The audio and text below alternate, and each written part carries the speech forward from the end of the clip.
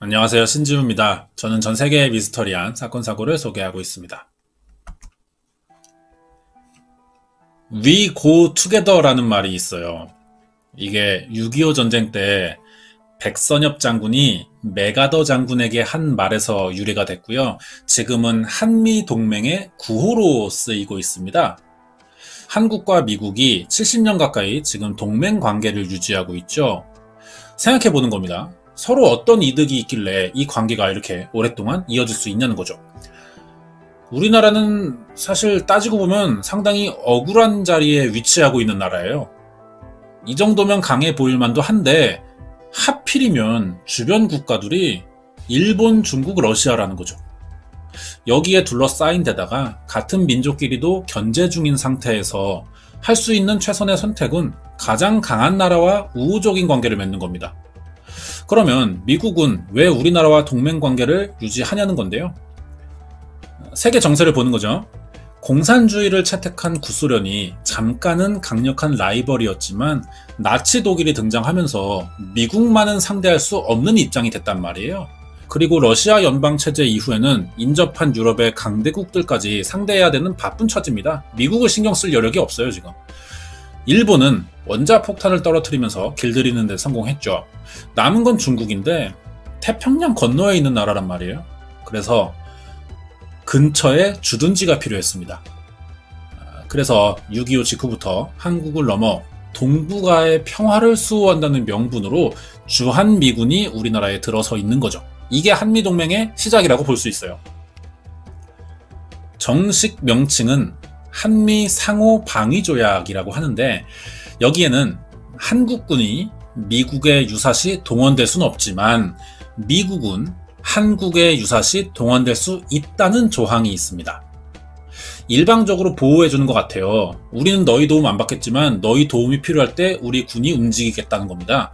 하지만 이거는 바꿔서 말하면 미국만 한국의 정세에 개입할 수 있다는 의미가 되기도 하거든요.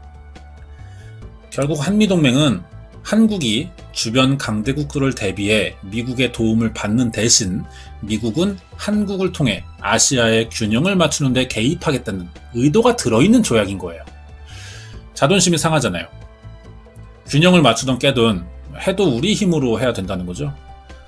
그래서 우리나라가 자주권을 가져야 되고 미군을 철수시키자 이런 의견들이 있잖아요. 아마 이런 시각에서 나오는 말인 것 같습니다. 자주권을 갖지 못하다 보니까 주한미군의 범죄에도 대처하기 어렵거든요. 우리나라에서 자국민이 피해를 입는데 미국이 해결할 때까지 기다려야만 했다는 겁니다. 그래서 주한미군 범죄는 그동안 우리나라가 대처하지 못하고 있는 골칫거리 중 하나였어요. 효순이 미선희 사건이 떠오르죠. 이것도 주한미군 범죄입니다. 이 외에도 굉장히 많아요. 오래전부터 있었습니다. 대부분이 5대 강력범죄에 들어가는 사건들이었어요. 그리고 주한미군 범죄를 말할 때 가장 대표적인 사건은 이거 같습니다. 30년 전쯤에 동두천 미군 기지촌에서 어느 여성의 시신이 발견된 거예요. 이 사건을 계기로 주한미군 지휘협정인 소파가 개정되기도 하는데요. 어떤 사건이었는지 자세한 내용 알아보겠습니다. 다음 이야기 궁금하시면 구독과 좋아요 부탁드립니다. 사건 장소가 동두천의 미군 기지촌이에요. 기지촌은 기지와 촌을 합친 말이죠. 기지 근처의 마을이라는 뜻입니다. 아마 미군 기지라고 하면 보통 평택이 떠오를 거예요. 캠프 험프리스라고 하는데 의정부 동두천 용산에 있던 미군 기지가 이쪽으로 지금 옮겨지는 중이거든요. 아직 동두천에는 캠프 KC라는 역입니다. 주한미군 육군 제1지역 군영이 남아있긴 해요. 계속 이전하는 중인데 현실적인 문제로 쉽진 않은 것 같습니다. 평택으로 이전하기 전까지의 동두천은요, 우리나라 최대의 미군 기지였어요. 북한과 위치도 가깝다 보니까 여기 면적의 42%나 미군에게 내줬거든요. 그래서 이 당시 동두천에 가면은 사람들이 미국에 온 것 같다 이런 말도 많이 했었습니다.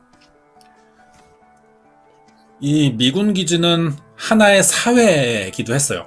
이 안에서도 일자리가 창출되고요. 우리나라 사람들이 취직하러 들어가기도 했습니다. 특히 미군 전용 술집에서 일하게 된 여성들이 많았는데요. 윤금희 씨도 돈을 벌러 미군 기지촌에 들어간 여성 중 한 명이었습니다. 1966년 전북 순창에서 5남 1녀 중 외동딸로 태어나요. 17살의 아버지가 사망합니다. 집안이 기울자 학교를 그만두고 서울에 올라왔죠. 공장에서 일을 시작했는데 월급이 그렇게 많지 않았거든요. 그래서 돈 문제로 고민을 하던 중에 아는 사람에게서 돈을 많이 벌 수 있는 좋은 곳이 있다며 일자리를 소개받은 겁니다.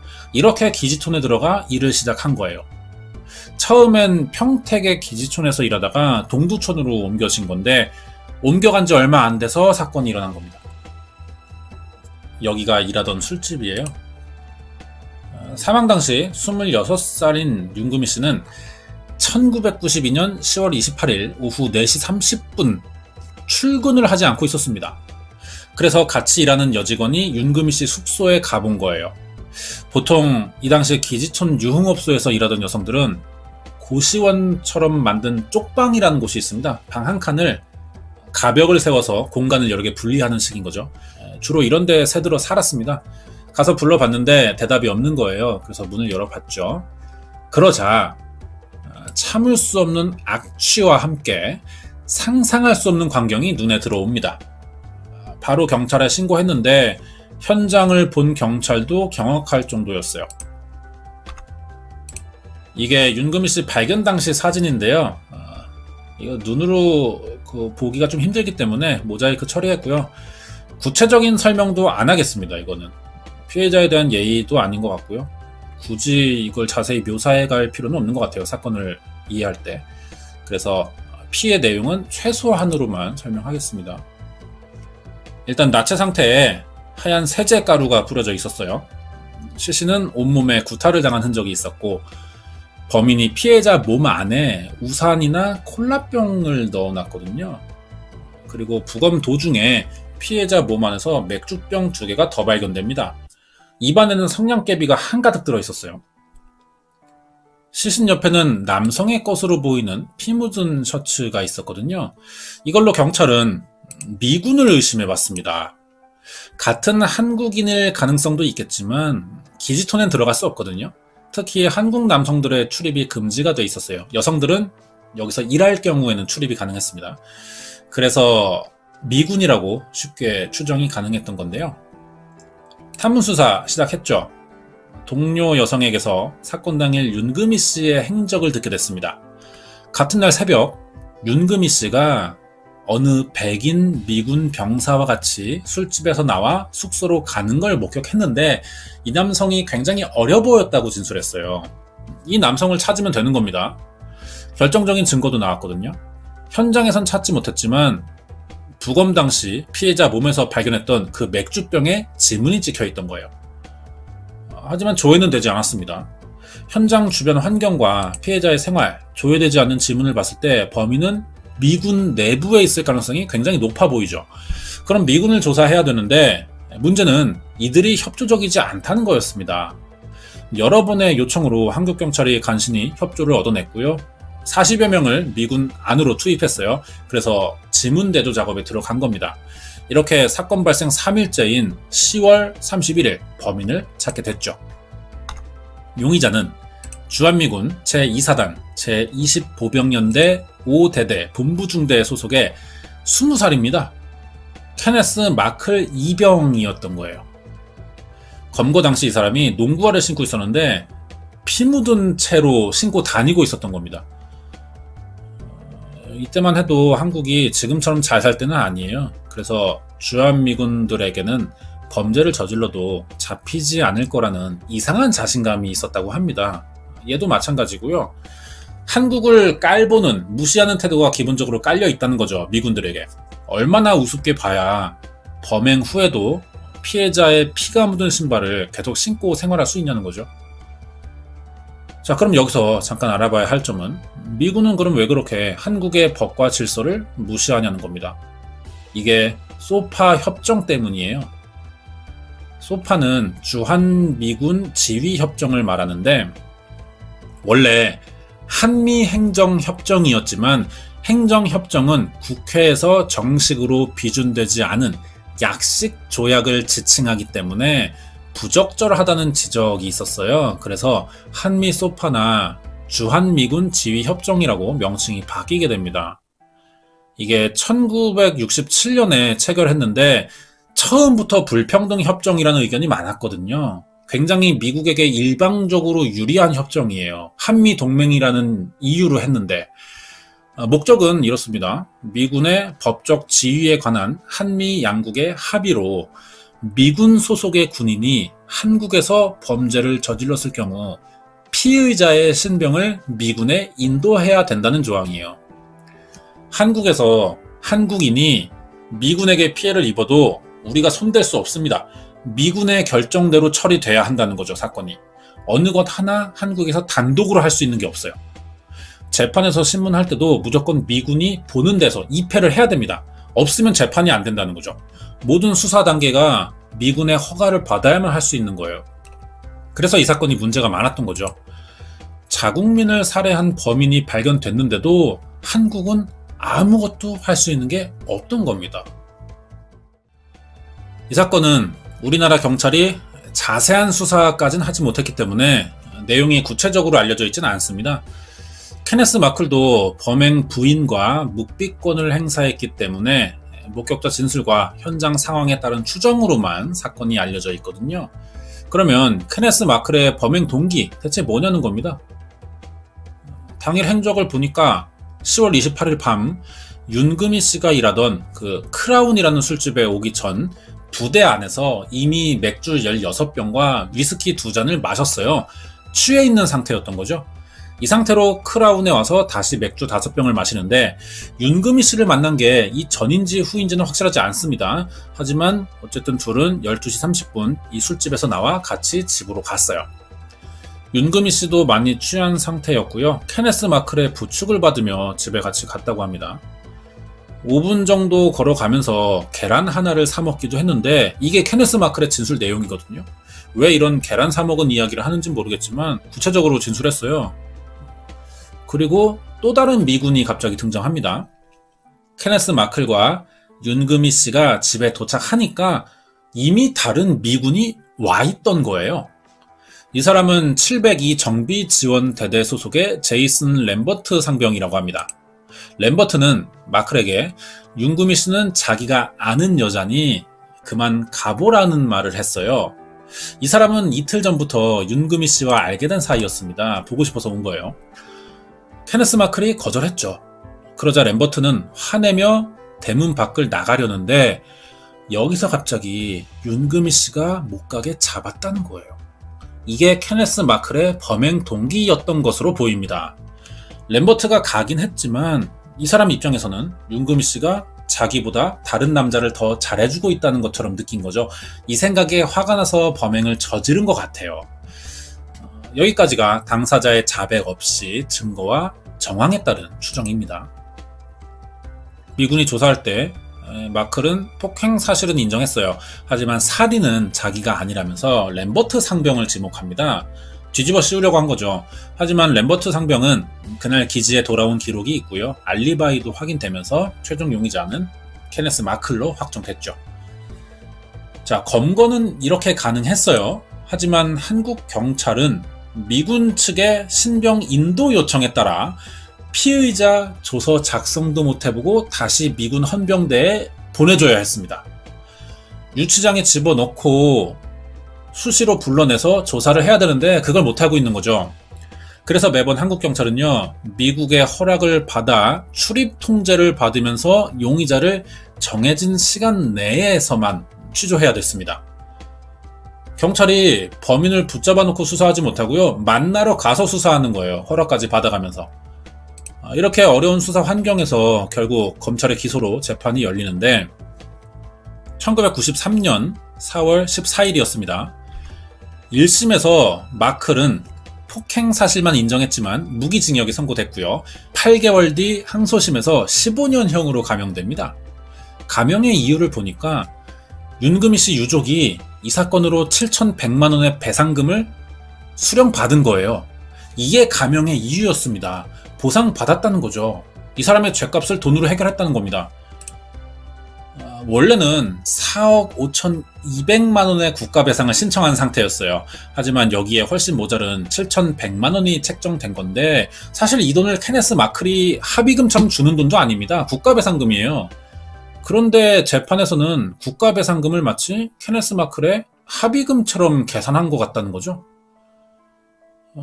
훨씬 모자른 배상금이었지만 유족이 경찰 수사 굉장히 어려웠고 사건 보도 내용 이런 거 보면서 현실적으로 별다른 대안이 없다고 생각했던 것 같습니다. 재판 전까지는. 그래서 이 돈을 수령한 건데 재판 결과가 이렇게 나와버린 거죠. 그런 데다가 마클은 상고합니다. 하지만 1994년 4월 29일 대법원은 이 상고를 기각하고요. 징역 15년을 확정했어요. 결국 1년 7개월 만인 1994년 5월 17일이 돼서야 한국에 신병이 인도됩니다. 이제 우리가 처벌할 수 있는 거죠. 한국인이었으면 그런데 20살이라서 성인교도소에 갔을 겁니다. 하지만 이 사람 미국인이잖아요. 그 나라 나이로 계산하면 미성년자예요. 그래서 천안소년교도소에 수감됐습니다. 마클은 교도소 안에서도 골칫거리였거든요. 이 안에서 더프 리차드라는 미군을 만나게 됩니다. 그래서 둘이 어울리면서 난동을 부리는 거예요. 더프 리차드 알아보니까 이 사람 똑같습니다. 1993년에 경기도 파주의 에드워드 기지 앞에서 미군이거든요. 택시 운전기사를 찌른 혐의로 징역 5년을 받고 수감된 거예요. 둘이 처지가 같잖아요. 그래서 어울려 지내다가 이 난동 부린 날이 어린이날이었는데 휴일이니까 교도소도 내부 일정이 없습니다. 그래서 재소자들이 외부로 보내는 편지가 하루 늦춰진 거예요. 이걸 이유로 교도관들에게 물건 집어던지면서 욕을 하고 그랬던 겁니다. 결국 이 일로 공무집행 방해와 공용물건 손상 혐의가 추가된 거죠. 그래서 징역 8개월이 늘어납니다. 그런데 풀려나요. 케네스 마클이 12년 만인 2006년 8월에 가석방 됐습니다. 다음날 바로 미국에 가버리거든요.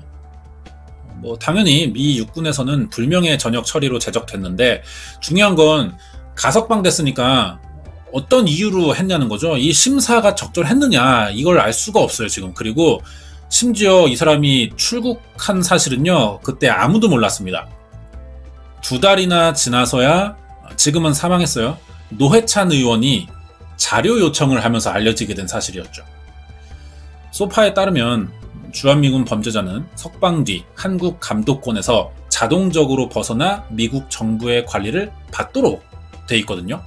하지만 미국이 소재지나 생활에 대한 정보를 한국에 공유해줄 그런 의무는 또 없다는 거죠. 그래서 사실상 현지에서는 무죄나 마찬가지입니다. 범죄를 저지른 건 한국 땅에서였다는 거예요. 미국에서는 아니기 때문에 한국 입장에서는 이 사람을 범죄자로 보겠지만 미국은 그럴 이유가 딱히 없다는 거죠. 일반 시민처럼 살아도 되는 겁니다. 미국에 가서는. 지금 이 사람의 전과 기록을 조회할 수도 없고요. 어디 사는지도 몰라요. 우리가 알아내서 어떻게 하겠다는 것도 아니고요. 우리나라 입장에서 나라 입장에서 이 사람을 찾아내도 이미 형 다 살고 나온 사람이라 어떻게 할 일은 없어요. 따로 찾아야 될 이유도 없고요. 그렇긴 하지만 감정적으로 위고 투게더를 외치기로 한 나라가 그렇게 약속해놓고 정작 중요한 순간이 되니까 같이 갈 생각을 하지 않는다는 거죠. 이러니까 우리가 반미 감정이 생기는 이유지 않나 생각됩니다. 이렇게 주한미군의 윤금희 씨 살해 사건은 한미행정협정의 문제점을 드러낸 사건이었고요. 불평등한 조항을 일부 개정하는 계기가 됐습니다. 이 개정안이 나왔지만 아직도 한국에게 많이 불리하거든요. 사실 이게 말이 좋아서 한미동맹이고 행정협정이지 세계 정세나 국력이 그대로 반영된 불평등 조약입니다. 고칠 게 한두 가지가 아니고요. 한때는 이게 심지어 미국의 반대가 너무 심했어요. 재협상하자는 의견 자체도. 그래서 개정협상이라는 이름도 쓰지 못했어요, 우리나라가. 그래서 소파 재검토 회의라고 부를 정도였습니다. 계속 개정을 위한 협상은 시도 중이거든요. 하지만 현실적으로 좀 어려운 일이에요. 결국 미국이 우리나라와 협상 테이블에 앉으려면요, 우리나라의 정치나 경제, 사회, 문화 모든 면에서 상대국이 인정할 만큼의 요소를 갖춰야만 완전히 가능해질 것 같습니다. 준비한 내용 여기까지고요. 뒤에 관련된 이야기가 남아있어요. 이번 이야기는 1992년 동두천 기지촌에서 일어난 케네스 마클의 윤금희 씨 살해사건 파일이었습니다. 네, 관련된 이야기 하겠습니다.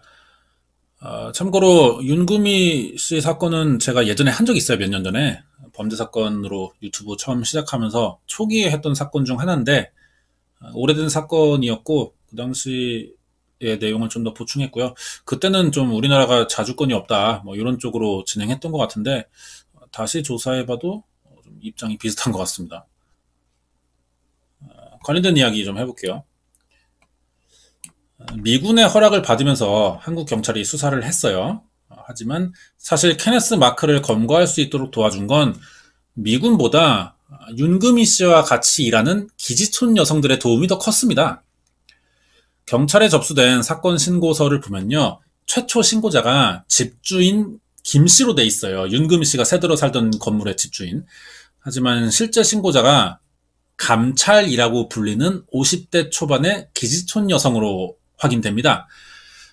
이 사람은 자기가 떳떳하지 못한 일을 하는 사람이라 집주인 이름을 빌려서 신고했던 거예요. 기지촌 여성들은 나이가 들수록 미군의 접대부로 일하기 어려워지겠죠. 나이가 드니까. 그래서 서로 돕고 일자리 정보를 공유하자는 목적으로 민들레회라는 모임을 만듭니다. 여기서 직책을 맡는 사람들을 모두 감찰이라고 불러요. 그러니까 신고자는 이 민들레회의 어느 직책을 맡고 있던 여성이었던 것 같습니다. 이름은 밝혀지지 않았어요. 이 감찰 여성은 오랫동안 기지촌 생활하면서 한국 여성들이 미군에게 죽어도 수사를 받거나 처벌되지 않는다는 걸 이미 알고 있었습니다. 하지만 윤금희 씨 사건까지 겪으면서 더 이상 이렇게 지나가서는 안 되겠다는 생각을 한 거예요. 그래서 우리나라 경찰들과 함께 미 2사단 앞에 가서 케네스 마크를 기다립니다. 미군 부대 안이 치외법권 지역이에요. 한국의 사법권이 미치지 않습니다. 그래서 함부로 들어가지 못하거든요. 출입이 가능한 사람이라도 명단 작성을 해야 돼요. 그러니까 케네스 마클도 외출하고 부대에 들어가게 되면 명단을 작성해야 된다는 겁니다. 이 순간을 노리는 거죠. 나타났어요. 그러자 최초 신고자인 그 감찰이란 여성이 마클의 멱살을 잡고 우리나라 경찰에게 넘겨줬던 겁니다. 이 사람은 전날 윤금희 씨와 마클이 싸우는 걸 직접 본 목격자이기도 했고요. 결정적인 단서도 준 사람이었거든요. 그런데 케네스 마클의 체포 이후 행방불명됩니다. 경찰에 진술하지 않는 조건으로 뭐 돈을 받았다거나 포주와 연결된 깡패들이 죽였다 뭐 이런 소문들도 있었는데 확인되지는 않았고요. 이 사건이 끝났는데도 동두천에는 나타나지 않았어요. 그대로 그냥 아직까지 확인되지 않고 있는 사람입니다. 이 사건을 계기로 주한미군의 윤금희 씨 살해사건 공동대책위원회가 만들어졌었고요. 1993년 10월 26일 주한미군 범죄근절운동본부로 정식 탄생합니다. 그 뒤로도 미군 범죄는 계속되고 있어요. 지금도 계속되고 있습니다.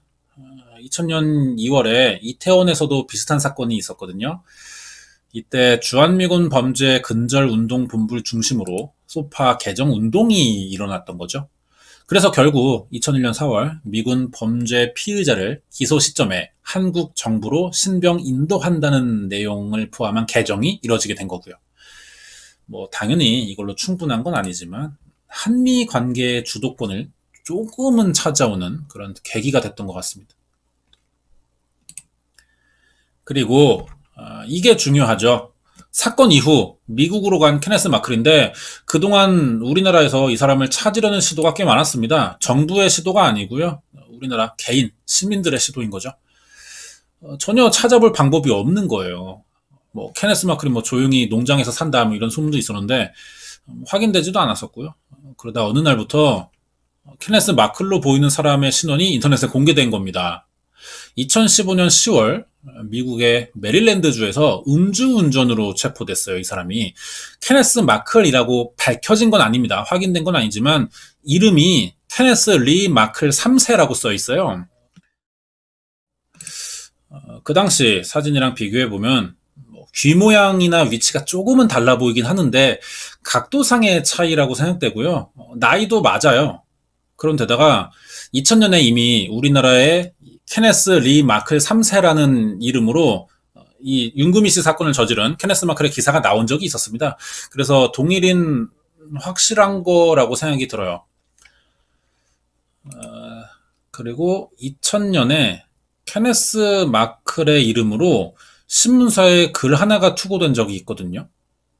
내용을 보니까 한국 재판관들은 영어 한마디 못하고 재판 내내 자고 있기 때문에 재판 과정에서 정당한 법적 절차가 완전히 무시되며 자신들을 저주하고 욕하는 한국인들의 손에 미국인을 맡겨둘 수는 없으니 한마디로 소파 협정은 웃기는 일이라고 쓴 거예요.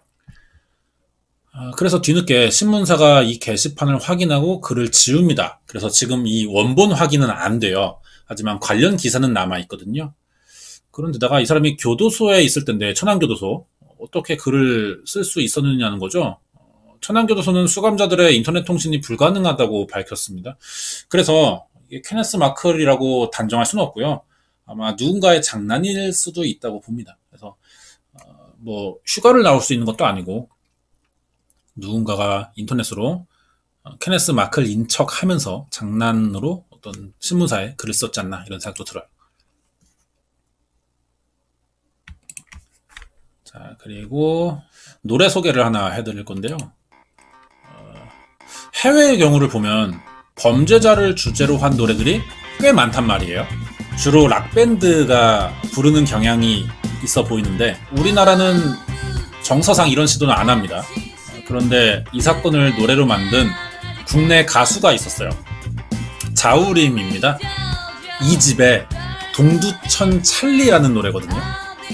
근데 이름이 케네스 마클이 아니에요. 왜 찰리로 지었냐고 물어본 적이 있는데 인터뷰하면서 케네스 마클이라고 진짜 이름이 생각나지 않아서 아무거나 생각나는 대로 이름을 붙인 거라고 합니다.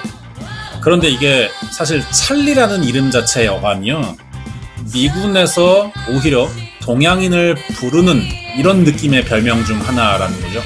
노래는 참 분위기나 제목이나 아이러니한 면이 좀 있는 노래인 것 같습니다. 여기까지예요.